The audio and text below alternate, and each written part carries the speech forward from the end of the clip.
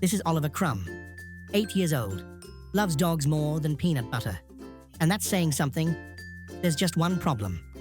Every time he gets near a dog, his face becomes a sneeze-powered leaf blower. His mom tries to help. She's supportive and stocked with tissues. Always. His sister Nina, she's more experimental, and by experimental, we mean dangerous. According to Dr. Sneed and his sock puppet, Oliver is allergic to 99.9% of dogs and 100% of fun. But then, hope, a flyer, a chance, the annual Bark and Wiggle Dog show, so he suited up, armed with duct tape, HEPA filters, and dreams, mostly dreams, and then Patch, calm, gentle, missing an ear, and no sneezing. Nina scanned him, confirmed it, 0.1% allergy risk, practically magic. But there was a catch.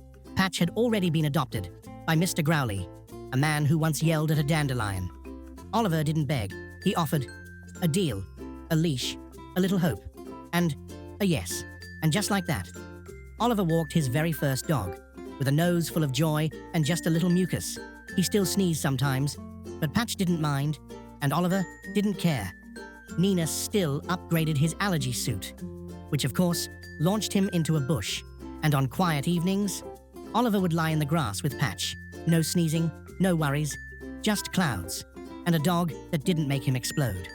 And so, Oliver finally found the perfect dog.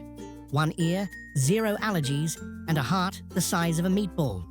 If you have a heart the size of a meatball too, go ahead and give this video a like. Share it with someone who sneezes at dogs or dreams about them. And subscribe for more tales, tales, just like this one. Because every story deserves a happy ending, and maybe a dog with a missing ear.